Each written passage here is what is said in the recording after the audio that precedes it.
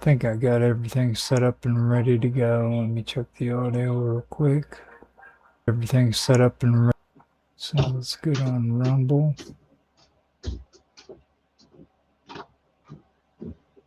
Sounds checking on YouTube now. Think I got everything. Sounds good on YouTube. Now I'll go over and check Kick and Twitch.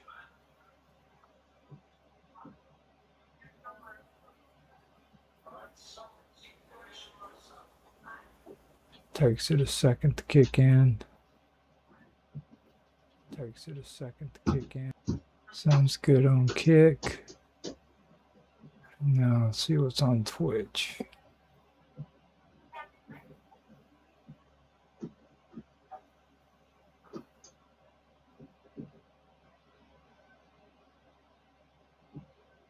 All right.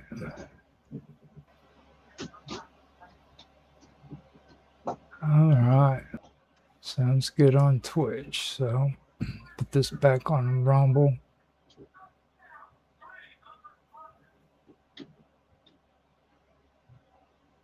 And we should be good to go.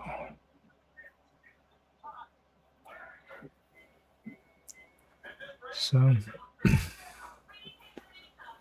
I'll unmute, let her know. And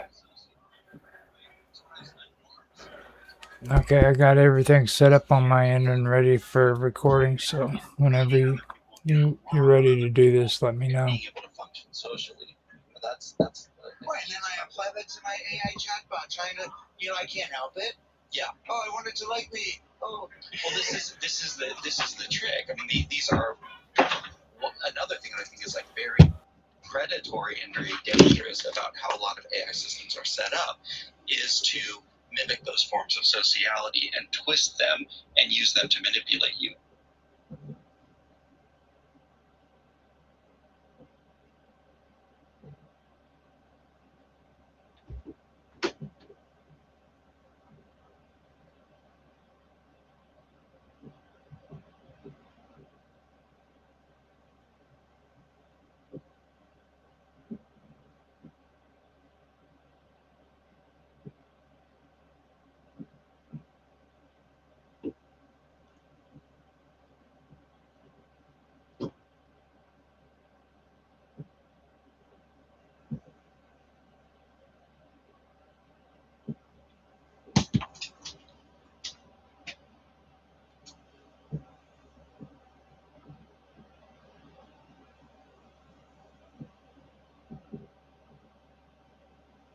Hey, Roger.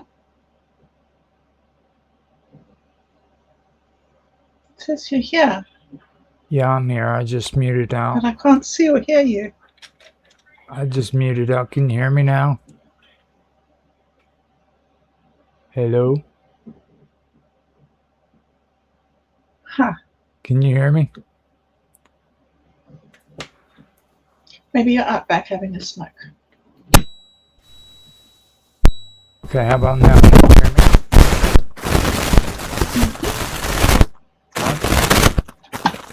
Okay, so that's...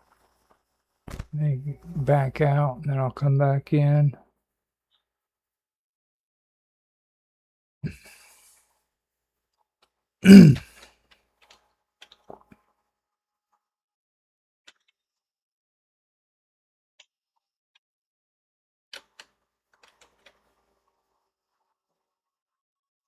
Open up chat, see what's happening. Usually takes it a while before it kicks in.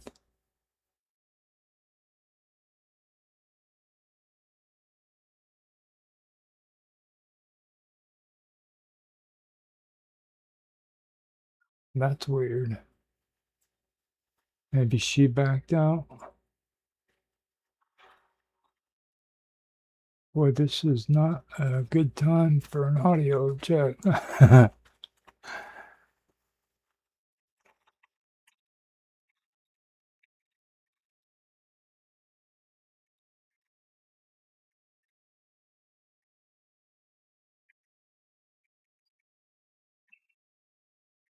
Okay.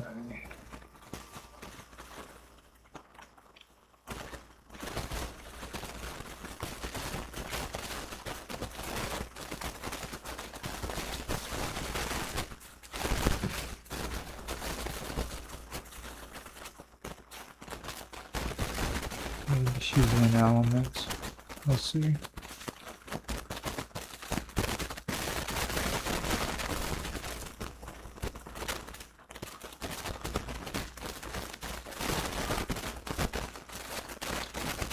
Tell her I was in there.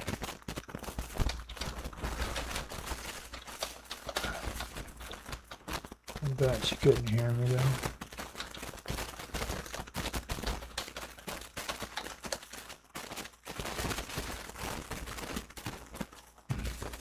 So I'm gonna run and get some coffee real quick. I will be right back.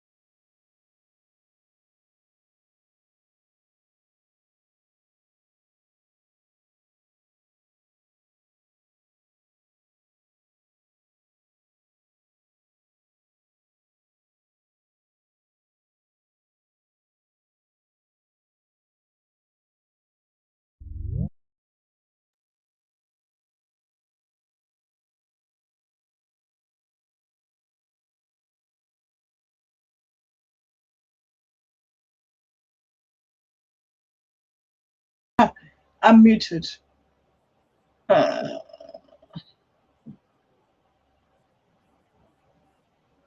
Yes.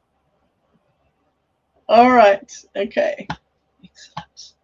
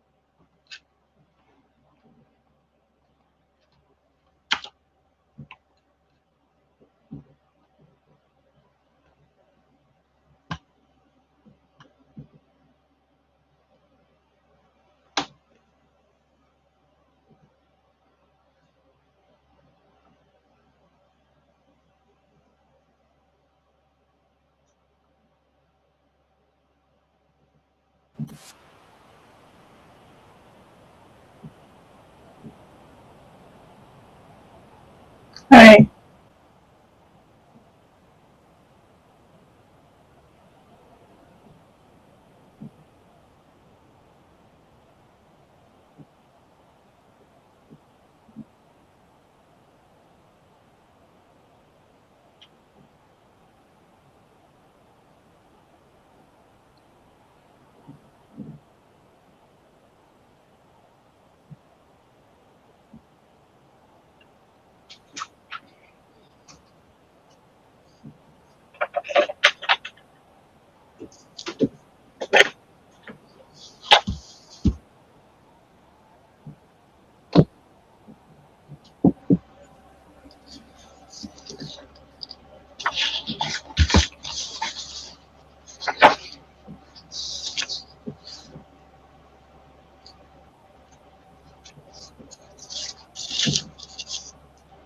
Hey, I can hear you.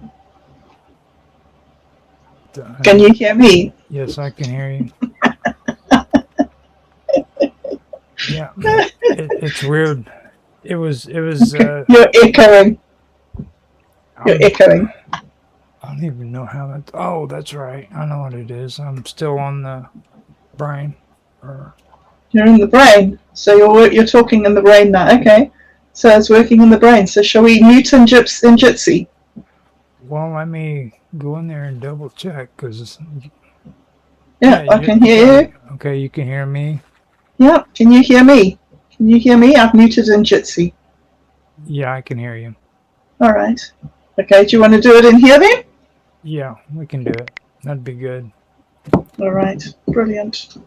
Okay, excellent. Well, sometimes it just takes a little while for it to find whatever it is, hooks or something. I can't remember what it is that Quantum says. Something that takes some time to do something. 2 minutes before the hour, we did it. We did it again. I hope everything's right. I'm set up. I've got reading old books. I've got it set up here. I don't have my camera on because I have these little dudes running around. These little dudes. Your little dudes. Your midget zombies. Oh, That's okay. your contribution. Your contribution to this world is midget zombies. You're going to go down in history as the guy who introduced midget zombies to the swarm space. I'm still trying to model creatures too, like being people. So when I get that perfected, you guys are gonna have official freaking little zombies. So just I'm gonna give them the mic and let them have them. Like, take them. Okay, all right. Where's my book? Here's my book. Let's go. What chapter is it? 11. Okay. Okay. Oh no, it's still 1 minute to go. Stop streaming. Stop recording. Stop streaming. I think we might be we're streaming. Let's check on YouTube to see if we're streaming. Sure. Damn, I didn't know that I'd pressed the button, and I don't know how long ago I pressed the button. What is this? Yep, I'm talking. No, I've been streaming for a while. It's a bit awkward. I seem to have started streaming around about 2 minutes too. Okay, well, welcome everybody, and welcome Roger. Thank you for joining me again today. I'm glad to be here. Awesome to have you here. Okay, so what's happening today? More of the same. Roger and I are reading our old books. I am reading The Yellow Man Looks On by Hedley A. Chilvers, and Roger will be reading?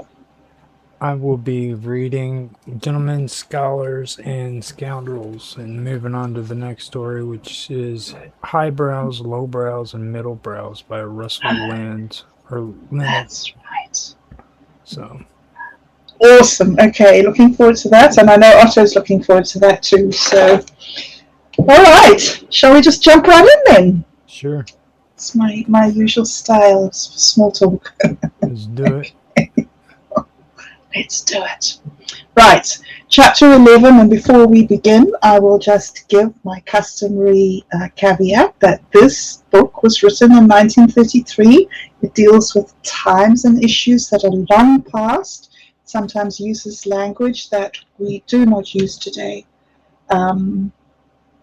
Where I can, I will skip it, but just to reiterate that this is for entertainment purposes only, and this book is a part of the South African archive. So it's a very important record of the history of the times, and in many ways, how we got to where we are today. Right, that being said, it is chapter 11, and Germany forces the issue.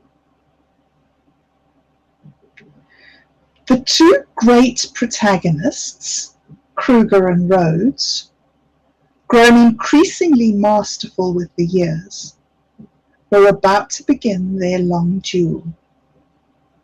Rhodes, in his struggle for the overlordship of the diamond world, had already proved himself a master of men. In that, do you think you could mute out, Roger? No probs. You're not muted? No, you are. Okay.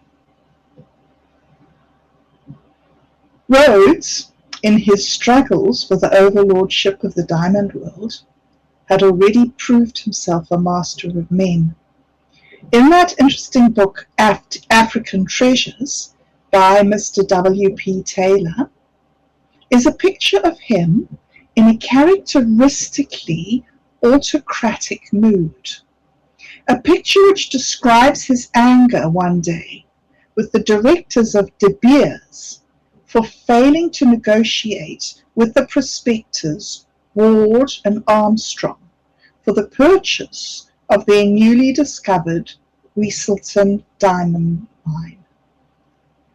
Resolved on a diamond monopoly and afraid of the establishment of rival interests, he was sitting back in his chair, looking at the ceiling and speaking with ill-suppressed rancor. Directors of De Beers, I am leaving for Rhodesia in the morning. I am worried and very tired. We have reached a point where there is need for action, and I find you quarrelling with men who are my friends. In the end, Rhodes got his way, as he always did, and brought the mine, which has since produced millions of pounds worth of diamonds, and bought the mine. He forged ahead. He became Prime Minister of the Cape on July the 17th, 1887, at the age of 34, and Master of De Beers in the following year, when he beat the reluctant Barney Benato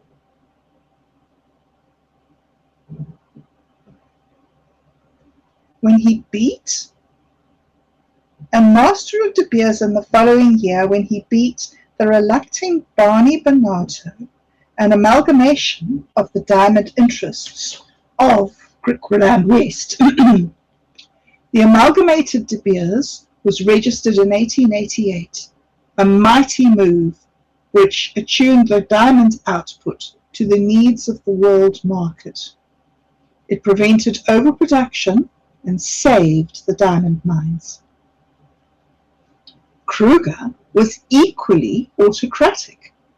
The enormous force of his will enabled him constantly to dominate the Raad as the supreme autocrat of Afrikaner. On one occasion, when the Raad rejected a motion to confer on him absolute power to act during the period when it was not sitting, he tore off his green sash of office and kicked it off the platform, waved his arms, and roared like a lion. He threatened to resign, a customary threat which never failed. Members who hurried along to appease him were twice sent staggering back with powerful thrusts. Kruger simply would not be mollified, so the chairman adjourned the Raad. In the interval, the members flocked to the president's private room, where they expressed regret at what had occurred. Oom Paul, puffing furiously at his pipe, began at last to relent. 2 hours later, the Raad reassembled with the gratifying news that the great man was more amenable, and hastened to vote again on the rejected motion, which was put first on the order of paper. It was passed unanimously. As Mr. David M. Wilson put it in his Behind the Scenes in the Transvaal, I understood for the first time what President Kruger meant by always speaking of my Raad and my burghers. He possessed them in every sense of the word.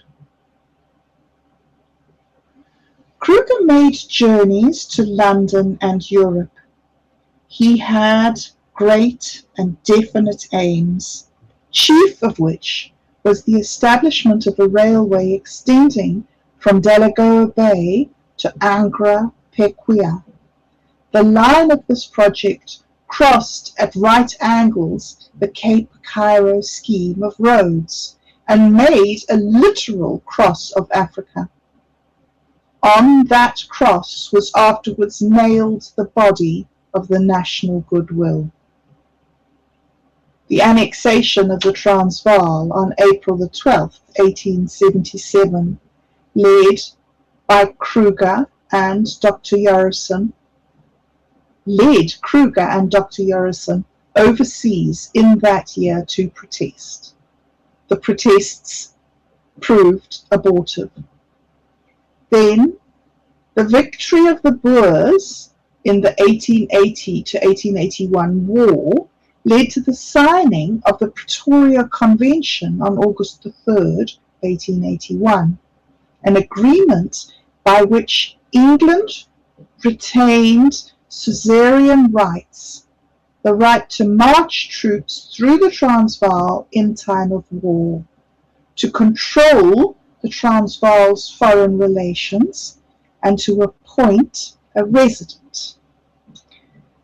Even this link with Britain, however, was resented, so that in February the 27th, 1884, President Kruger, General N.J. Smith, and S.J. du Toit found themselves in London as signatories to the London Convention. This cancelled Britain's right to march troops through the Transvaal and reduced her powers of control of the Transvaal's foreign affairs. The point of all this, however, is that the President was being brought into contact with the most powerful personalities of Europe, with the courts of kings and the remorseless game of international politics. He was feted at Antwerp, Rotterdam, Lisbon, and The Hague, and Berlin.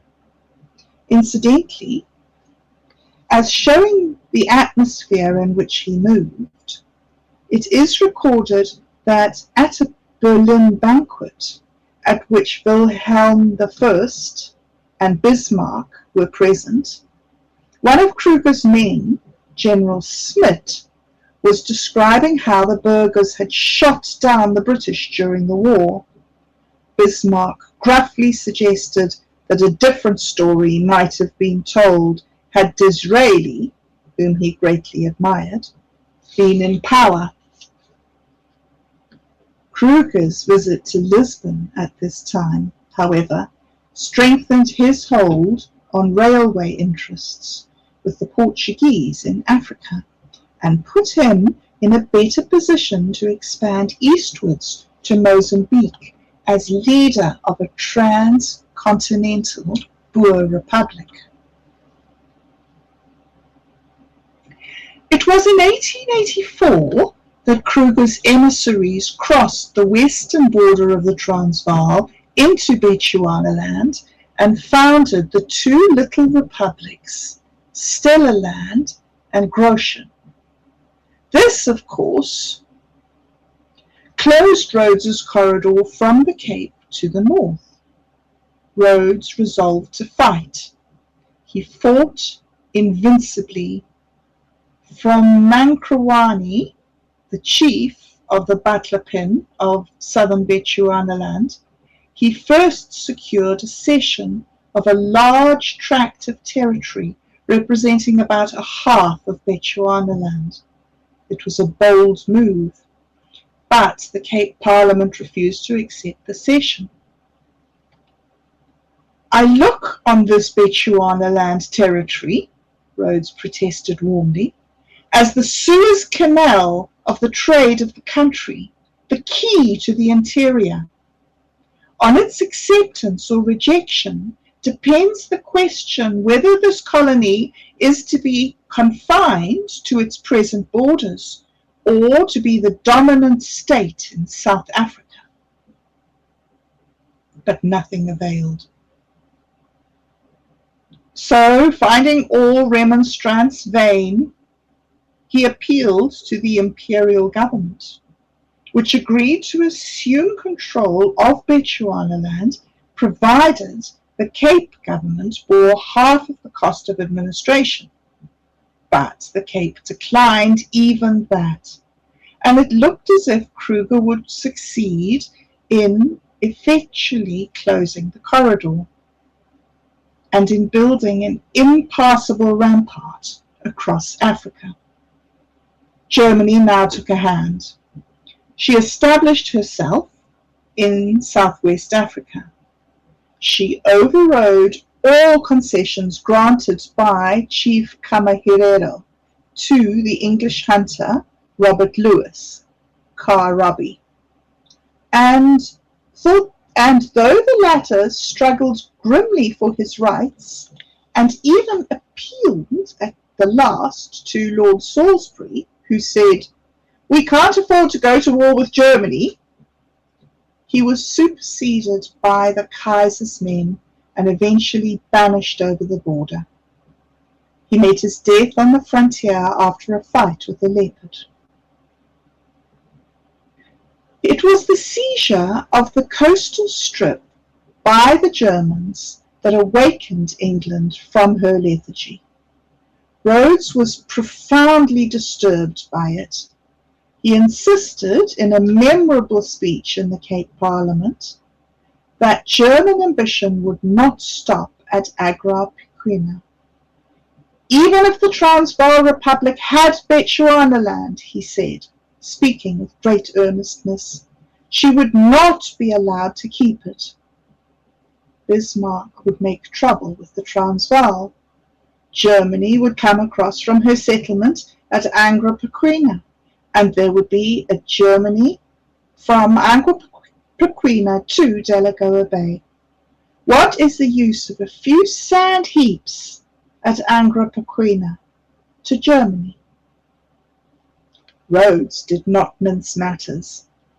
His campaign for the corridor, supported as it was by the High Commissioner of the Cape, Sir Hercules Robinson, made a considerable impression in England, so that eventually in September 1885, Bechuanaland was taken under British protection, and the road to the north kept open.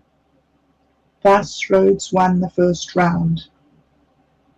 Rhodes met Kruger personally for the first time in January 1885 at Berkeley West. The two men, it is said, regarded each other with considerable interest.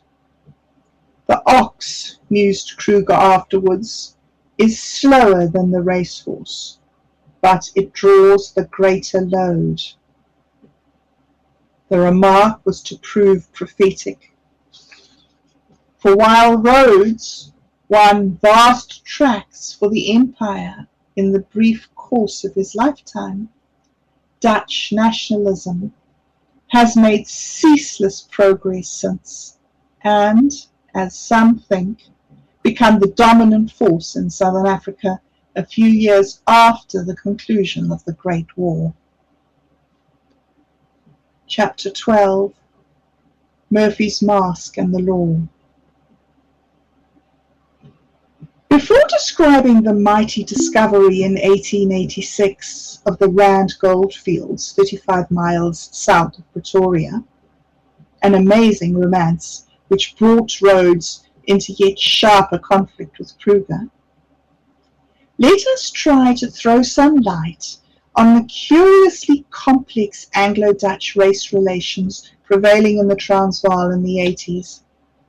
To understand them is to understand much of the racial trouble which continued to develop. In 1880, no less than 250 soldiers deserted from the British garrisons, involving the authorities in a capital loss of £50,000.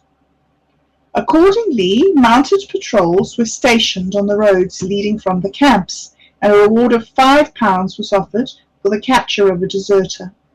Sometimes fugitives were trailed for hundreds of miles. Sometimes they lost their lives, as when 2 artillerymen died from exposure on the veldt between Potchefstroom and the Diamond Fields towards which they had eventually been heading. Lady Bellairs mentioned an episode in her book, The Transvaal War, in which a Dutch girl harboured a British deserter with whom she was in love.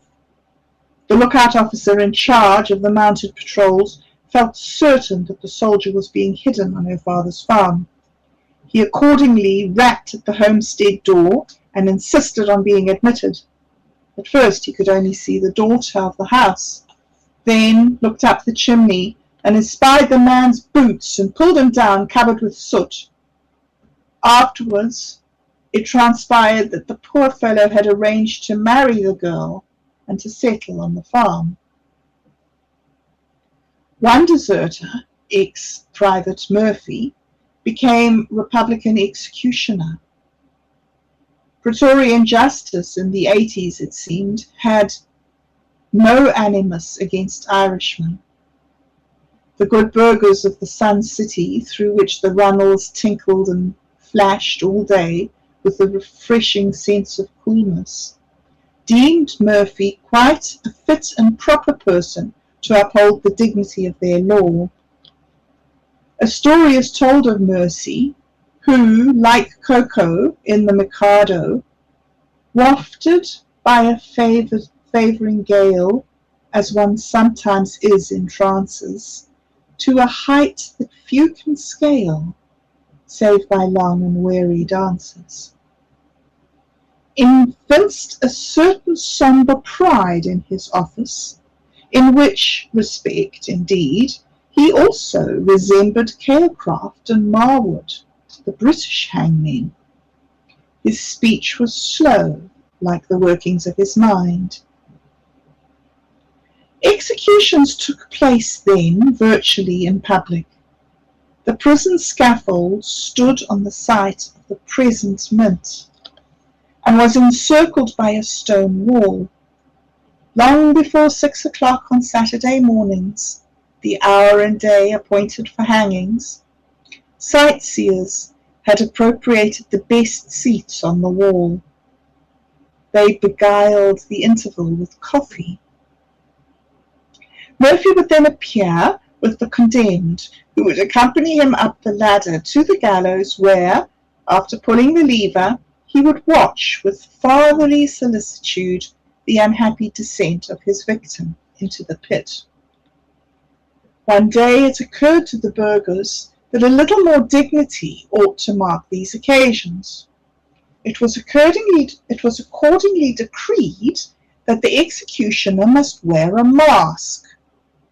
The proposal was met sympathetically by Murphy. When, however, the next execution took place, the burghers were horrified to see him on the scaffold in a Father Christmas mask and a long white beard. They were all too upset to intervene, and sorry. They were all too upset to intervene, and the execution was duly carried out. Murphy was so surprised when the irate burghers called upon him afterwards to explain that he was acquitted of purposeful impropriety. As he pointed out, he had been asked to put on a mask, and he had obtained the only one in Pretoria with beard to match. Another deserter from the British garrison forces was one who drifted into criminal ways, Sutherland, the bank robber. The day came when he was arraigned before Mr. Justice Coetzee in Pretoria on a charge of blowing a safe in Rustenburg. Sutherland was a big man with an enormous moustache. He had, it seemed, transported the safe into a plantation and dynamited it there at his ease. He removed all the gold coin and notes, leaving such trifles as cheques and silver scattered around. The jury found him guilty, and a long record of misdemeanours having been proved, his lordship sentenced him to 12 years. Sutherland cleared his throat and seemed to be about to speak. A sympathetic court awaited some touching apologia from the old recidivist. "Toss you double or quits, my lord," he said at last. His lordship dipped his pen ominously into the ink. "An extra 3 years for contempt of court," he observed. Sutherland became an object of interest later on to the Jamison raiders, who, when lodged in Pretoria jail in 1896, repeatedly heard him complain that a sporting joke from the dock had met with a disastrous reception from a Dutch judge who was no sportsman. The 1880 to 81 war is said to have inspired Yapi Deventer, the notorious horse thief who fought in the campaign, with a love of horses that simply would not be denied. He saw the horses of the King's Dragoon Guards foolishly sold 2 months before the outbreak of war, and the regiment itself transferred to India. He had never seen finer animals. He used to say, "If I see a bad rider on a good horse, I've got to steal it." He would haunt the British camps and fondle the horses. His prison-breaking proclivities landed him at last in chains. Fated thus, he was sent one day to work in the stables of the Staats Artillery in Pretoria, stables full of fine horses, with a dreamy jailer standing in the doorway looking out at a sunny world. There was a sudden commotion, a thudding of hooves and a clanking of chains, and the jailer shot forward on his face. The prisoner escaped. He dropped his chains across his horse's neck and galloped off like the wind. The hue and cry was of no avail. The man had gone. He was recaptured at Heidelberg, 80 miles or so south of Pretoria, while trying to sell stolen horses. His chains had disappeared.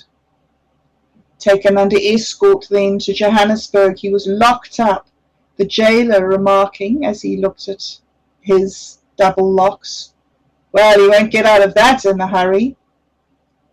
Forthwith, an escort was summoned from Pretoria to take him back to the chain gang there, and in due course a squad of Staats artillerymen arrived. When they went to the jail for their prisoner, however, the cell was empty. A hole in the wall told the story. However, he was once more arrested at Krugersdorp and brought to Johannesburg, where the anxious jailer kept a more than ever vigilant eye on him until the squad again appeared from Pretoria. "Well," said the squadron leader, a trifle cynically, "is Yapi really inside this time?" "He is," said the jailer. He was. In the late afternoon, the squadron set out for Pretoria. They had 2 prisoners, Deventer, the jailbreaker, and a native under sentence of death. The escort took 8 hours to do the journey and arrived at the jail long after dark. The squadron leader dismounted and knocked at the prison door. A long time elapsed before the bolts were drawn, and a number of sleepy officials lurched out with lanterns. They went forth to make certain of the prisoners when, lo, it was discovered that Deventer's horse was riderless. Once more he had escaped. A lengthy period elapsed before he was rearrested, but when he was set to work on the roof of a tower in full view of the prison officials. The good artillerymen used to go and look at him, remarking, "A pity the fellow wasn't put up there before. He wouldn't have given us all this trouble." One day, General Piet Joubert, the victor at Majuba, commandant of the prison, and, incidentally, the great political rival rival of President Kruger, came to inspect the prison. He tethered his horse to the base of a lofty telegraph pole which rose by the side of the tower. When the general was on his rounds, Devonter, from the edge of the roof, made a daring leap for the telegraph pole. He clasped it, slid down it, chains and all, quickly untied General Chauvert's horse, and rode off into the wilderness. His end is not known. It is assumed that the burghers found means to lock him up in perpetuity and that he died in jail. Whatever it was, his numerous escapes were certainly a comment on the laxity of jail administration in his day, and he used to date most of his troubles from his admiration for the horses of the British Dragoons. Okay, we're not at the end of the chapter, but I think I'll stop there because I've been going for a while, and there's another 1, 2, 3, 4, 5 pages to go. Yeah, we can catch those next week. Yeah. So I think I will, I'll stop there with those interesting little anecdotes of ex-British soldiers. Not always the best crowd, right? Okay. Yeah. So, you want me to start now? Yeah, absolutely, Roger. I'll hand over to you, and we will listen to Gentlemen, Scholars, and Scoundrels. All right. This is Awesome. This is called Highbrow, Lowbrow, Middlebrow by Russell Lines on page 35. And that's made in February of 1949. The New American Social Structure in the making since the old one collapsed with the stock market in 1929. Got its first elite in the Roosevelt Brain Trust. But it wasn't until this famous article nearly 20 years later that we realized the full extent to which intellectualism has replaced money and family as the measure of one's prestige in society. Mary Lyons is the son, or Mr. Lyons is the son of an Episcopal minister and a graduate of Yale, class of 1932. He has been an editor at Harper's since the war and is now managing editor. In addition to writing many upper middlebrow articles for the magazine, he was also the anchor of several books, or the author of several books. The most recent being The Tastemakers and a Humorous Diversion. Caldwell Lab. Cadwell Lab. Okay, so here we go. My wife's grandmother, the wife of the disguised lawyer, once declined to dine with the Cartier of jewelry fame because they were, as she put it, in praise. Like her grandmother was relatively simple. Roger? Yeah. I can't hear you. There's a really strong crackle on your line.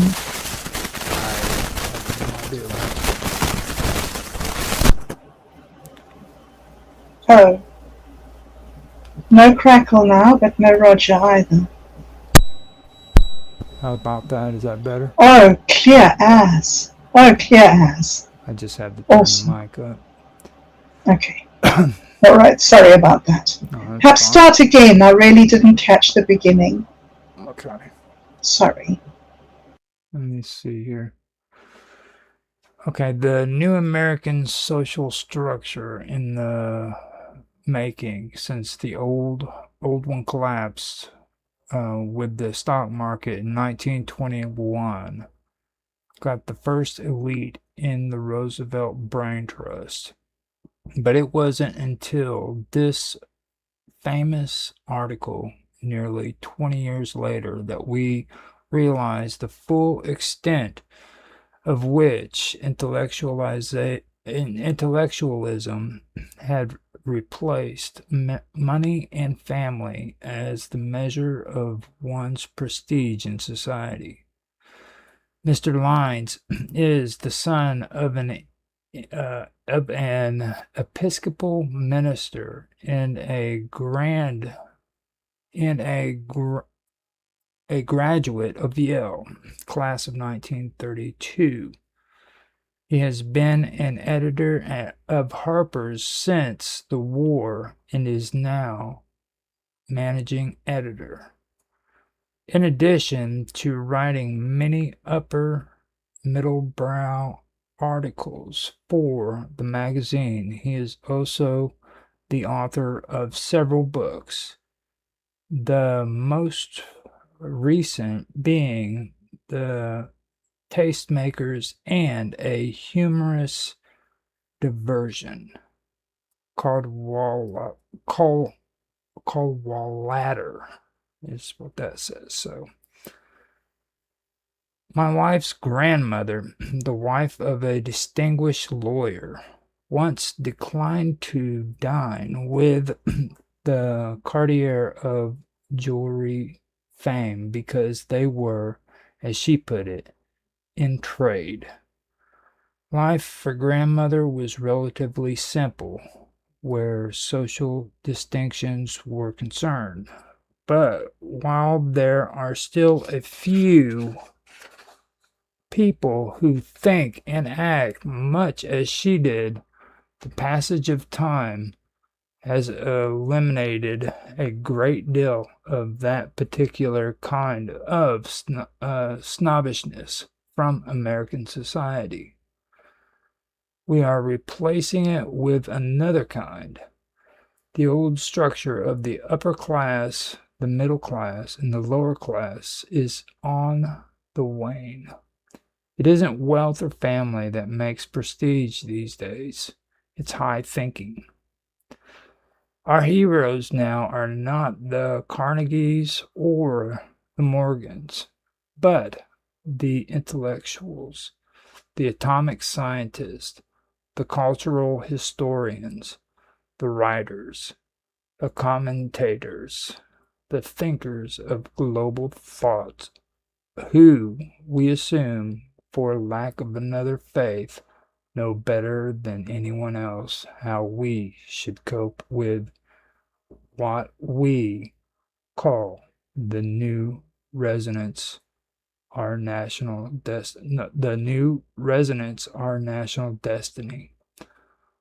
What we want are oracles, and the best substitutes we can find are the intellectuals.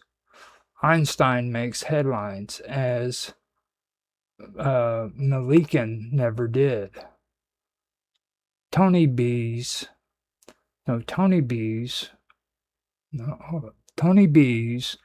popularity is to be reckoned with as Spengler's never was.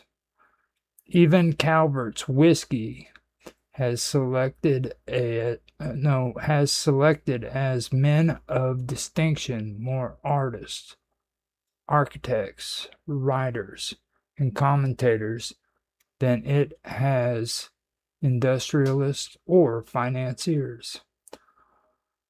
What we are heading for is a sort of social structure in which the highbrows are the elite, middlebrows are the bourgeoisie, and the lowbrows are the hoi polloi.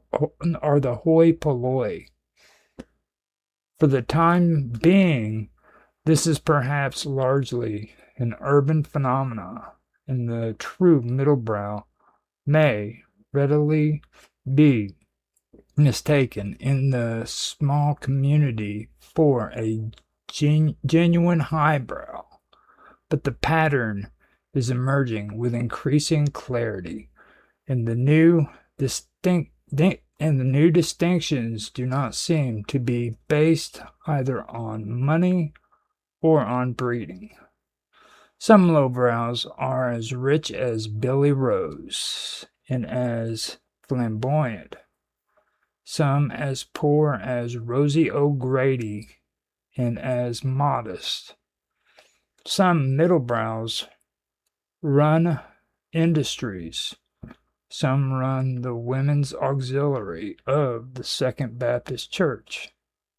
Some highbrows eat caviar with their Proust. Some eat hamburger when they can't afford it. It is true that most highbrows are in the ill-paid profession, notably the academic, and that most middlebrows are at least reasonably well off. Only the lowbrows can be found in about equal percentages at all financial levels. There may be a time, of course, when the highbrows will be paid in accordance with their own estimate of their worth, but that is not likely to happen in any form of society in which creature comforts are in greater demand than intellectual uplift. Like poets, they will have to be content mostly with prestige. The middle brows are influential today, but neither the highbrows nor the lowbrows like them. And if we ever have intellectual totalitarianism, it may well be the lowbrows and the highbrows who will run things, and the middle brow who will be exiled in boxcarts to a collecting point, probably in the vicinity of Independence, Missouri.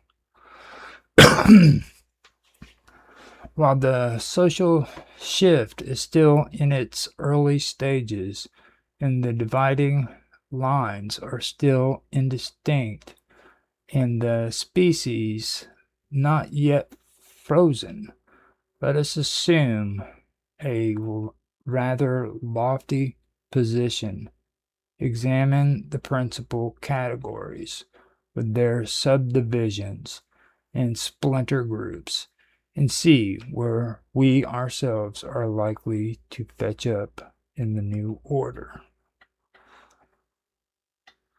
The highbrows come first. Edgar Wallace, who was certainly not a highbrow himself, was asked by a newspaper reporter in Hollywood some years ago to define one. What is a highbrow? He said. A highbrow is a man who has found something more interesting than women. Presumably, at some time in every man's life, there are things he finds more interesting than women, alcohol, for example, or the World Series. Mr. Wallace has only partially defined the highbrow. Brander Matthews came closer when he said that a highbrow is a person educated beyond his intelligence, and A.P. Herbert came closest of all when he wrote that a highbrow is the kind of person who looks at a sausage and thinks of Picasso. It is this association of culture with every aspect of daily life, from the design of his razor to the shape of the bottle that holds his sleeping pills, that distinguishes the highbrow from the middle brow or the low brow. Spiritually and intellectually, the highbrow inhibits a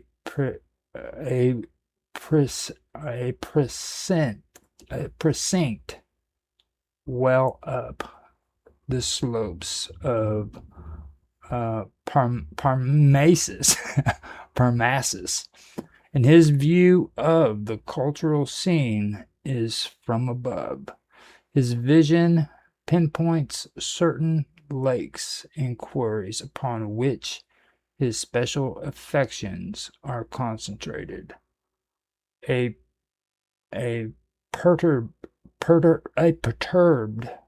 lake called Reich, or a deserted quarry called Kierkegaard. But he believes that he sees them as he sees the the functional design of his razor, always in relation to the broader cultural scene. There is a certain air of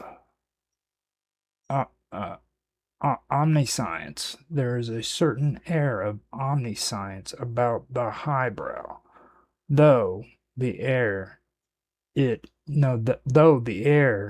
is in many cases the thin variety encountered on the tops of high mountains from which the view is extensive, but the details are lost. You cannot tell a man that he is a lowbrow any more than you can tell a woman that her clothes are in a bad taste. But a highbrow does not mind being called a highbrow. He has worked hard, read widely, traveled far, and listened attentively in order to satisfy his curiosity and establish his squatter's right in this little corner of intellectualism. And he does not care who knows it. And this is true of both kinds of highbrow, the militant or crusader type, and the passive or dilettante type. These types in general live happily together. The militant highbrow carries the torch of culture. The passive highbrow reads by its light. The carrier of the torch makes a profession of being a highbrow and lives by his calling. He is most frequently found in universities and college towns, a member of the liberal arts faculty, teaching languages, ancient or modern, the fine arts, or literature.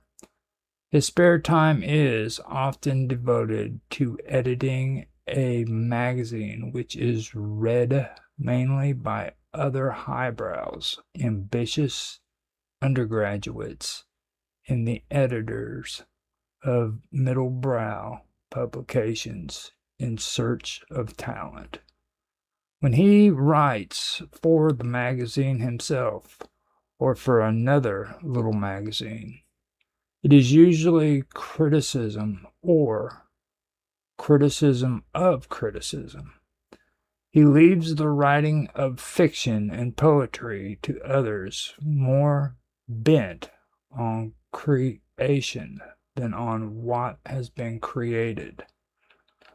For the highbrow is primarily a critic and not an artist, a taster, not a cook. He is often more interested in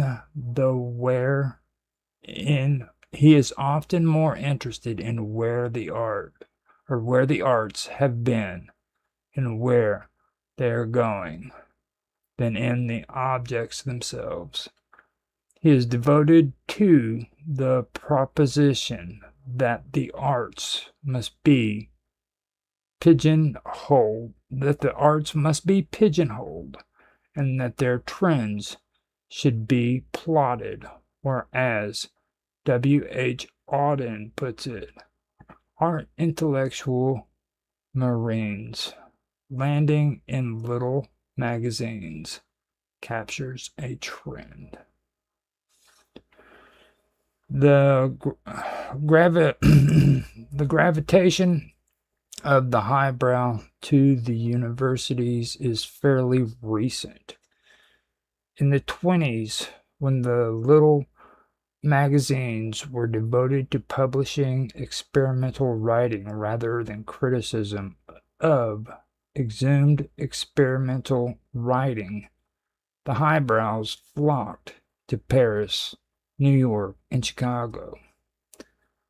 The Transatlantic Review, Transition, and the Little Review of the lowercase era of literature were all published in Paris. Broom was published in New York. Poetry was and still is published in Chicago. The principal little magazine now, with the exception of Partisan Review, a New York product, but written mostly by academics, are published in the colleges. The Kenyon Review, this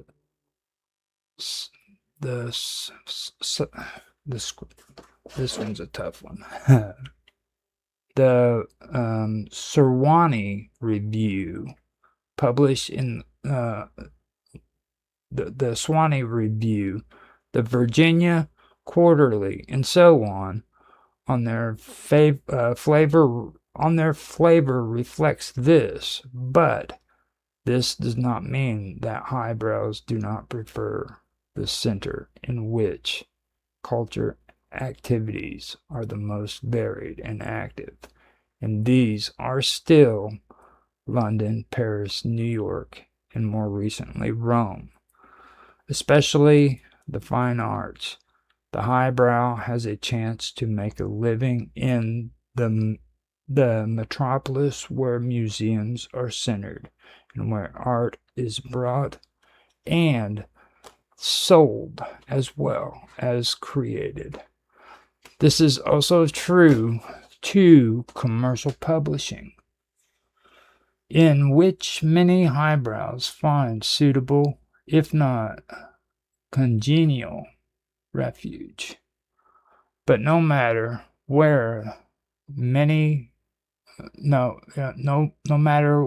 they may take their homes, all highbrows live in a world which they believe is exhibited almost entirely by Philistines, those who through viciousness or smugness or the worship of materialism gnaw away at the foundation of culture.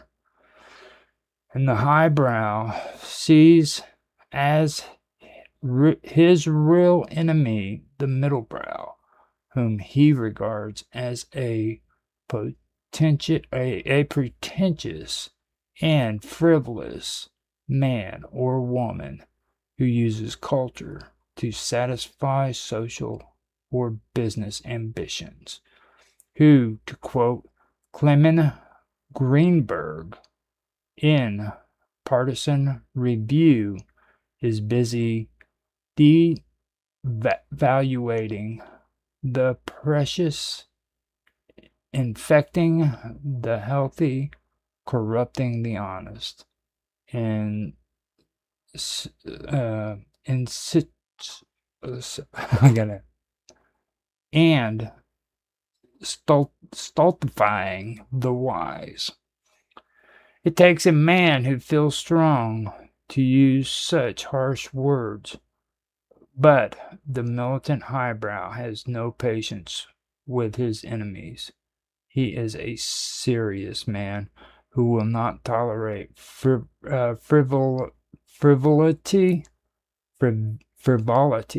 where the arts are concerned. It is part of his function as a highbrow to protect the arts from the culture mongers, and he spits venom at those he suspects of selling the muses short. The fact that nowadays everyone has access to culture through schools and colleges, through the press, radio, and museums, disturbs him deeply, for it tends to blur the distinction between those who are serious and those who are frivolous. Culturally, what we have, writes William Phillips in Horizon, is a democratic free for all in which every individual, being as good as every other one, has the right to question any form of intellectual authority. To this, Mr. Greenberg adds, it becomes increasingly difficult to tell who is serious and who is not. And I'll end it right there since it's getting close to the end. That is so interesting. I've just been thinking about the difference between Rhodes and Kruger. Rhodes was highbrow and all up himself and thought that he was everything. And Kruger, the only book he'd ever read was his Bible, and he had no idea of, like, it was only when he was sort of getting, where are we now? I think we're after the First Boer War, and he's getting exposure to this other sort of world of the highbrow that he didn't even know existed when he was growing up. So fascinating, the conflict that arises between the two different, the high and the low. And interesting how he says that the middle just gets shipped off to the middle of Montana. Was it Montana? Yeah. Who was them? It amazed me because I wasn't prepared to hear stuff like that. It was like it's pretty harsh, hey? You know, well, it's like you guys go jump in a hole. You know, I just finished reading a story about aliens and yeah. Now we're going a complete different detour. Yeah.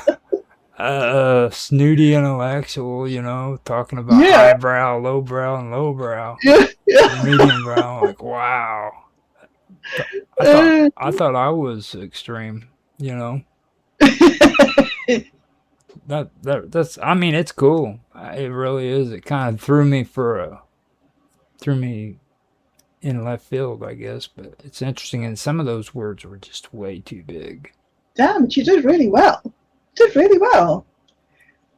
think the one that you got wrong was bourgeois. Bourgeois.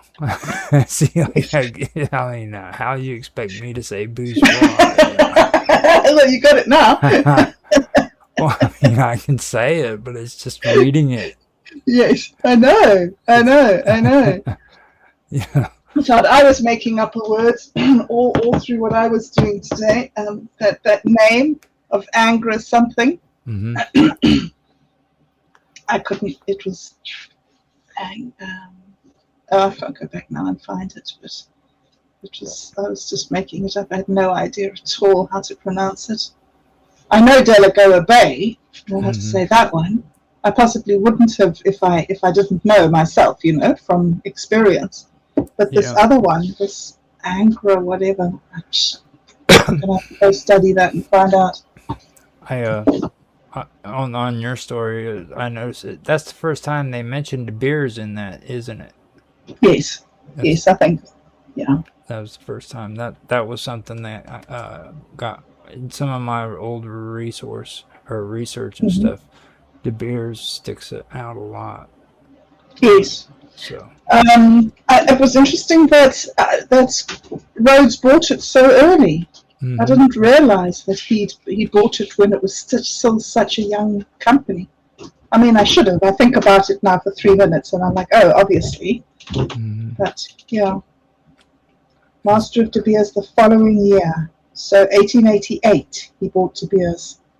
Yeah, it's one way to get rich, eh?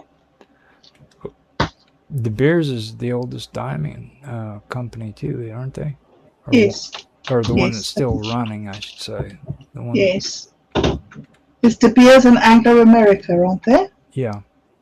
Yeah, those are the two big rival firms. Actually, Anglo America owns De Beers now.